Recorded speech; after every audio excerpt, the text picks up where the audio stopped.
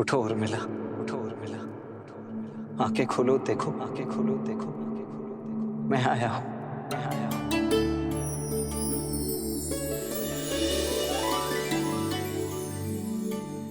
आर्य, आप, हे महादेव, आपके वनवास के प्रस्थान का समय हो गया। आपके प्रस्थान हेतु सहायता करने के बजाय अपनी निद्रा पूरी कर रही थी। क्षमा कीजिए आर्य।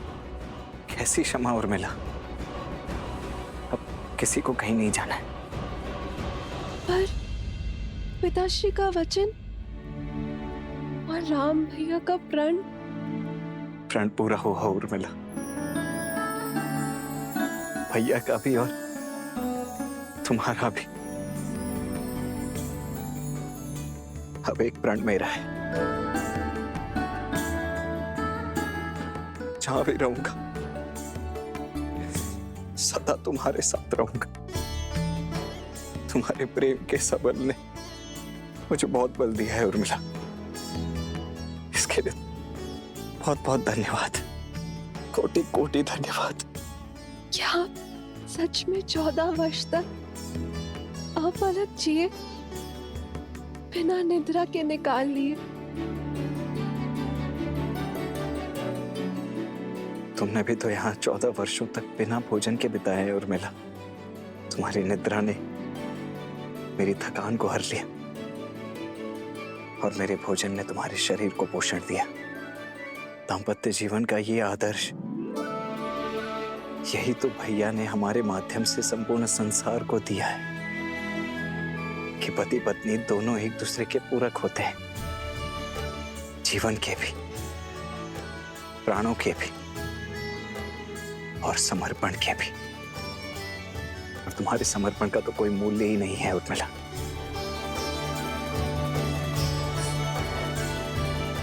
अब चलो, पूरा परिवार, समस्त अयोध्या और विशेषतः भाभी माँ तुमसे मिलने के लिए अत्यंत व्याकुल है। मैं भी आर्य। आओ।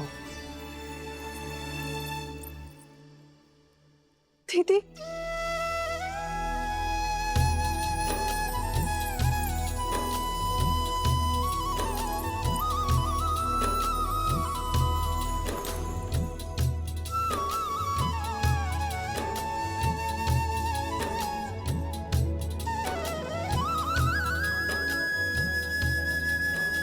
बालपन से लेकर आज तक मेरे हर निर्णय, हर कार्य में साथ दिया है तुमने। और आप मेरे और मेरे पति के लिए, इस रघुवंश के लिए लक्ष्मण भैया को हमारे साथ भेजा। एकांत का दंश भी झेल लिया तुमने।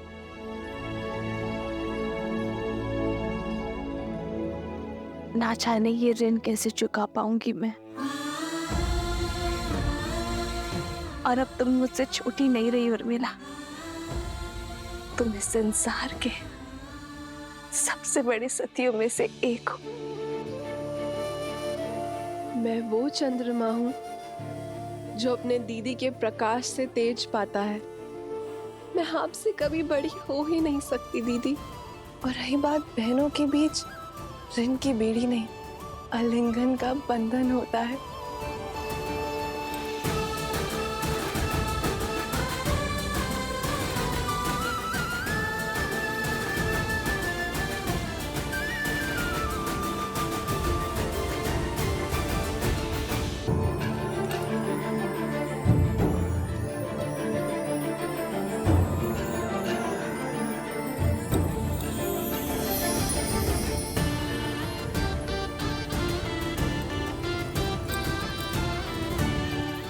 बहुत सुंदर, प्यारा लग रहा है। ये कैसा है दीदी? अरे तुम सब यूं ही अब तक बातें कर रही हो। ऋषि मुद्गल के स्वागत की तैयारियां करनी है, वो आते ही होंगे। जी माता, वर्षों बाद बहनों से मिली तो कुछ स्मरण नहीं आया। मैं समझ सकती, जो पीड़ा तुम सबने भोगी है वो मेरे कारण ही तो है। नहीं माता, जितना कष्ट हमने सहा उससे कहीं अधिक आपने सहा, और शारीरिक कष्ट से कहीं अधिक मानसिक कष्ट होता है माता।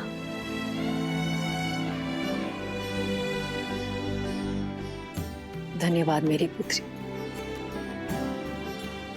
किंतु अब कष्ट के और पीड़ा के दिन समाप्त हुए। प्रसन्नता से ऋषि मुद्गल का स्वागत करते हैं, उनसे उपदेश लेते हैं।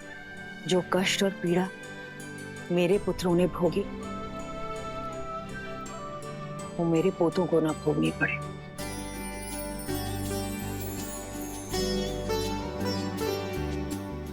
और अब तो केवल इसी समाचार की प्रतीक्षा है कि कब मुझे ये बताया जाए कि मैं मां से दादी बनने वाली।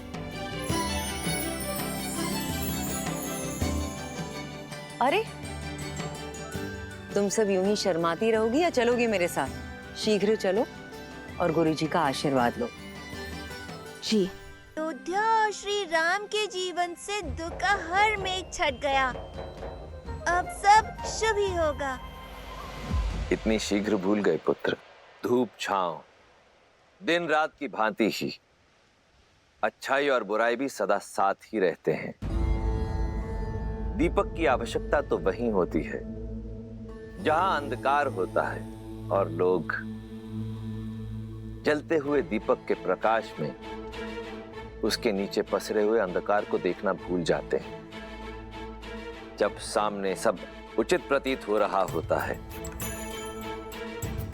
तभी पीछे से बुराई अपने पंख फैला रही होती है। अर्थात दुख की धूप हो या सुख की छांव, सदा सतर्क रहो। हाँ पुत्र, जब भी हम जीवन में कोई शुभ या मंगलमय कार्य करें, तब हमें अतिरिक्त सावधानी और सतर्कता बरतनी चाहिए।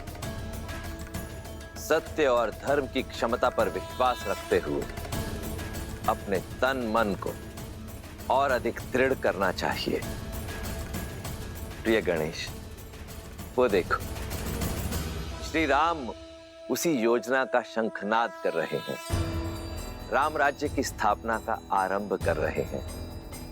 नर रूप में नारायण को प्रत्येक समस्या का सामना करना होगा, हर कठिनाई का हल खोजना होगा, राम राज्य की स्थापना करनी होगी। ऋषिवर, मैं जानता हूं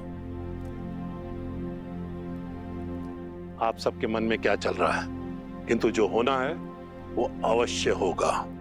2 दिन बाद शुभ मुहूर्त है और ये राज्याभिषेक के लिए सबसे शुभ है। श्री राम भगवान सूर्य के आशीर्वाद से सूर्यवंश के अगले सिरमौर आप ही होंगे। आपने वन भ्रमण के समय जो ज्ञान और अंतर्दृष्टि अर्जित की है, उसको अपने साम्राज्य में उपयोग करने का समय आ गया है। दया, दंड और दर्शन, इसको अपना शस्त्र बनाइए।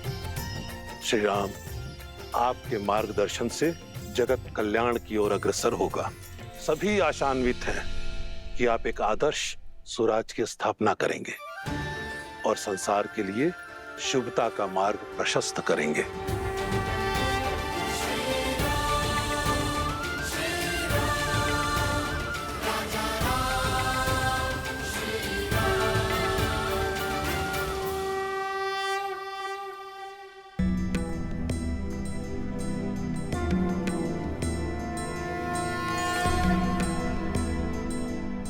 ऋषिवर, एक प्रश्न है जो बार बार मन को कचोटता है।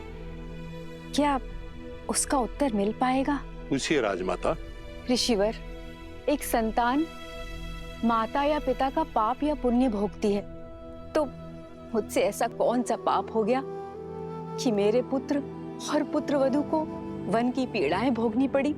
माता, जिनके कर्म और जीवन चक्र अंतिम पड़ाव पर होते हैं, अर्थात जो अपना अंतिम जीवन जी रहे होते हैं, उन्हें अकारण भी कष्टों का भागी बनना पड़ता है और जीवन की ये अंतिम परीक्षा देनी पड़ती है। अर्थात मेरे पुत्रों के पुत्रों को भी ये असहनीय कष्ट भोगने पड़ेंगे। माते, संसार के हर प्राणी का भाग्य सूर्य देव की पुत्री माता छठी के हाथों लिखा जाता है। इसलिए नवजात शिशु की कुंडली 6 दिवस के बाद बनाई जाती है। आप तो साक्षात सूर्य देव के वंशज हैं, सूर्यवंशी हैं। यदि आपकी पुत्र वधुएं आपके पूर्वज सूर्य और उनकी पुत्री छठी माता की आराधना करें तो भविष्य में उनकी होने वाली संतानों के भाग्य में सुख और समृद्धि आना अटल है। छठी माता की कृपा से शीघ्र ही इस राजमहल में पालना भी बंधेगा और किलकारियां भी गूंजेंगी।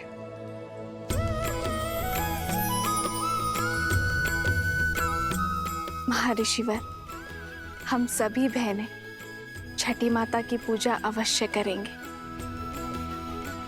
ऋषिवर, इस मन में मैं संदेह लेके आई थी, उस मन में आस भरने के लिए बहुत बहुत धन्यवाद।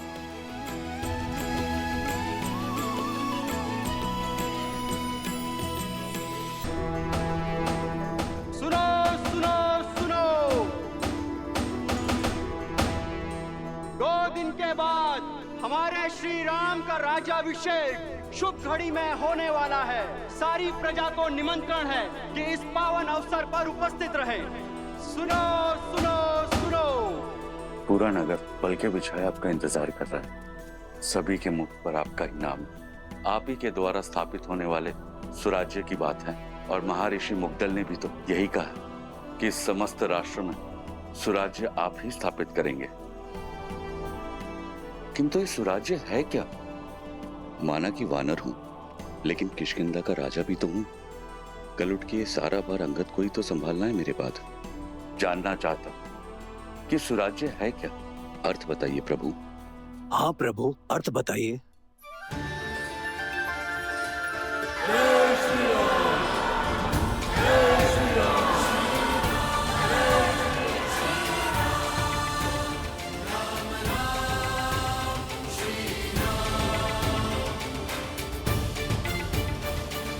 सुराज्य का अर्थ जानना था ना मित्र। सुख, समृद्धि, रक्षण और न्याय, ये सुराज्य के लिए आवश्यक है। सुराज्य का अर्थ आपके सामने है मित्र।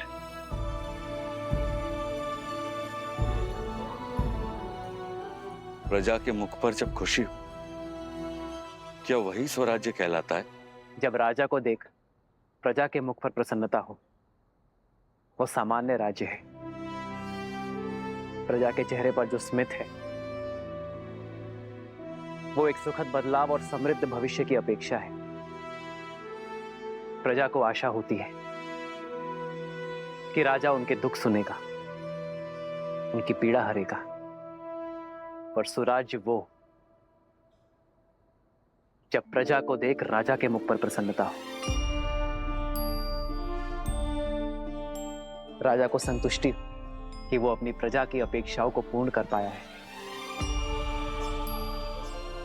जब राजा को यह विश्वास हो कि वो अपनी प्रजा के जीवन में बदलाव लाने में सक्षम है, वो है सुराज्य।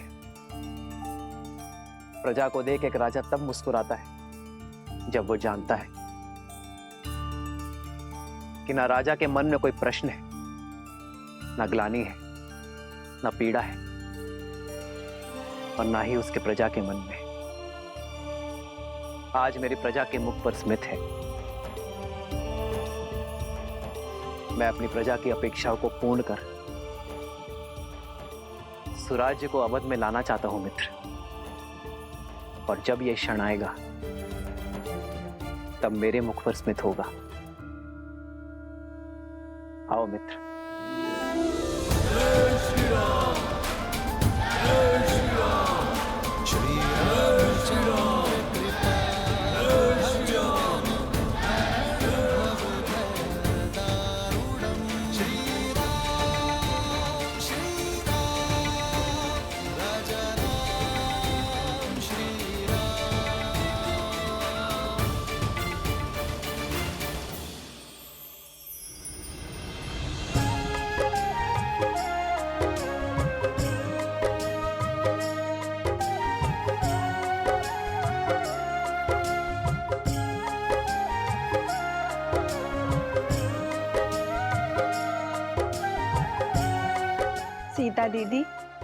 हमारे पग को कष्ट ना हो, इसलिए ये सारा प्रयास हनुमान जी हमारे लिए कर रहे हैं। किंतु हमें ये सब भा नहीं रहा। हनुमान केवल हमारे लिए नहीं कर रहा है श्रुतकीर्ति, हमारे पीछे हमारी प्रजा की स्त्रियां भी है, उन्हें कष्ट ना हो, ये उसका उद्देश्य है। हाँ दीदी, पर ये सब केवल हमारे कारण ही हो रहा है ना? हाँ, ये आरंभ है और इसे रोज का नियम बनाना होगा। प्रातः की शुरुआत कहीं ना कहीं से तो होगी ना।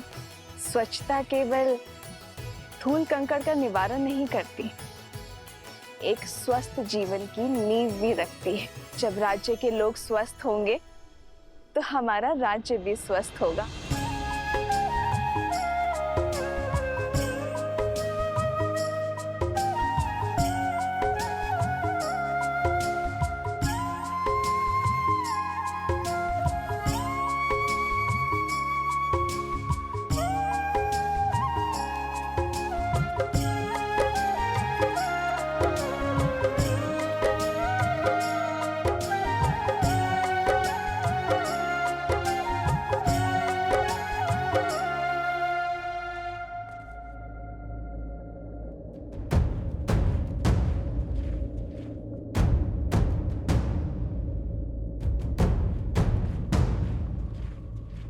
जिस दिन का स्वप्न मैं वर्षों से देख रहा था, वो दिन भव्य और गरिमापूर्ण होगा।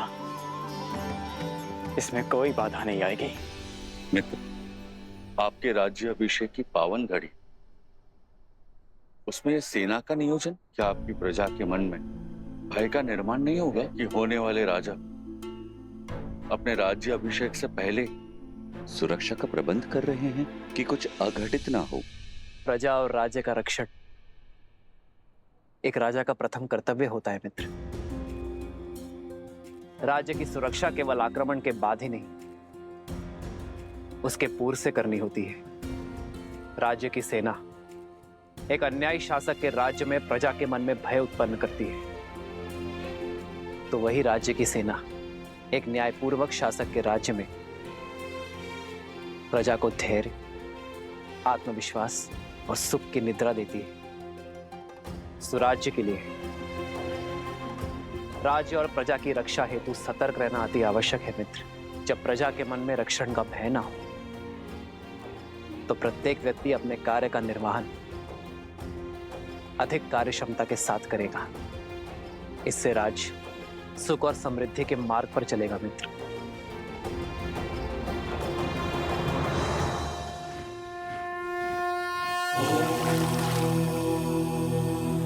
शांति शांति शांति।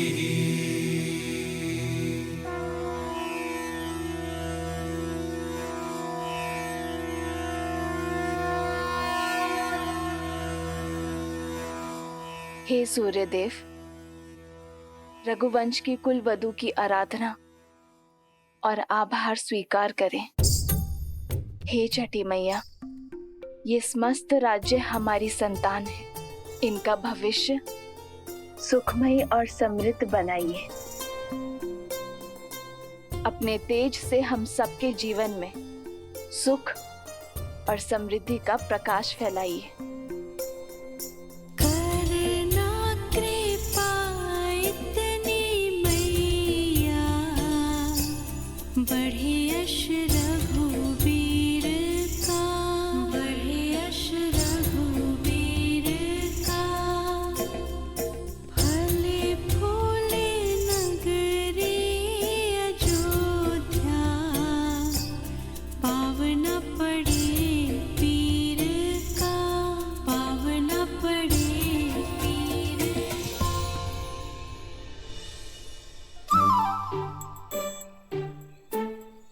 कौन है ये उद्दंडी? कहां छुपे हो? बाहर निकलो।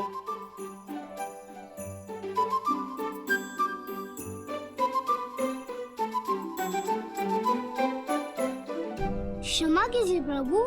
किस बात की क्षमा? वो हमारी गेंद आपको क्षति पहुंचाएगी।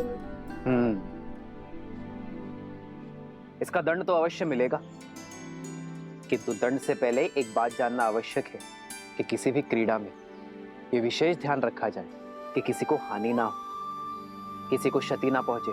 जी प्रभु, हम दंड के लिए तैयार हैं। पहले वचन दो कि इस बात का ध्यान रखोगे। हम वचन देते हैं, अवश्य ध्यान रखेंगे। तो अब दंड के लिए सज्ज हो जाओ। अपना हाथ आगे करो।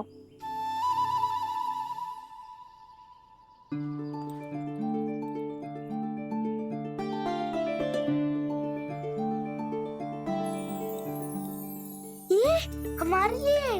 हाँ, तुम्हारी प्रामाणिकता के लिए तुम दोनों छुपकर भाग भी सकते थे, परंतु तुम बुलाने पर आए, अपनी भूल स्वीकार कर दंड का सामना ही किया।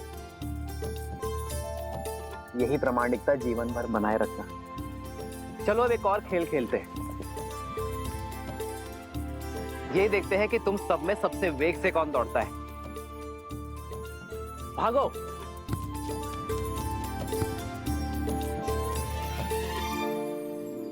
मित्र, राजा का धर्म तो सेवा है। आपने जो इनको ये धन दिया, ये ना लगे कि आप अपने धन का प्रदर्शन कर रहे हैं। जब राजा अपने स्वर्ण और रत्न का प्रदर्शन करता है, तब प्रजा का राज्य के प्रति शक्ति और सामर्थ्य बढ़ता है मित्र। एक राजा के लिए रत्न प्रदर्शन जितना आवश्यक है, उतना ही घातक धन का मोह है। जब राजा अपनी संपत्ति को लेकर निर्मोही होगा, तभी वो राज्य को स्वराज्य की ओर ले जा पाएगा।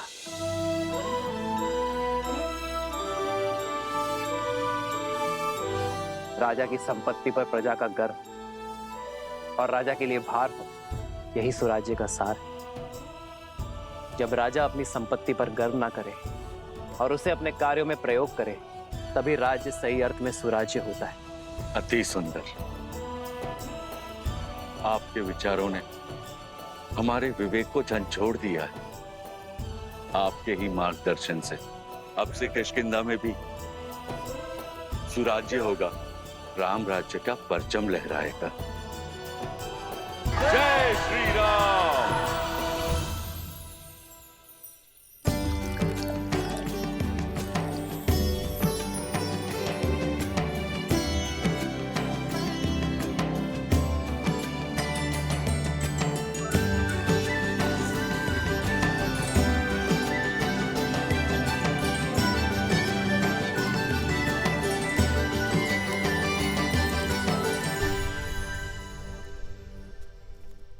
अपराधी हो तुम सब। कैसा अपराध? क्या अपराध किया है हमने? अद्भुत। पहले चोरी, ऊपर से सीना चोरी। पहले हमारे जीविका के साधन की चोरी की इन ब्राह्मणों ने, और अब तुम वैध हो। तुम मेरी पत्नी के उपचार और चिकित्सा के लिए मुझसे धन मांग रहे हो, उसके प्राण बचाने के बजाय। मैं ब्राह्मण हूँ, चोरी जैसा शब्द मैं सोच भी नहीं सकता। और ये लकड़ियां यज्ञ के लिए है। ये मेरी जीविका और मेरा धर्म है। हाँ, और औषधियां मेरी जीविका है। यदि मैं अपनी औषधियां बिना मोल के दे दूं, तो मेरा परिवार कैसे चलेगा? मित्र, ये तीनों ही अपनी जगह सही। अब इसका क्या उपाय है? स्वराज्य का चौथा स्तंभ, न्याय। आओ मित्र। प्रभु, प्रणाम प्रभु। क्या हुआ? ये कोलाहल क्यों है अयोध्या में? कोई बात नहीं रघुनंदन, हम तो बस ऐसे। प्रजा का राजा से समस्या छुपाना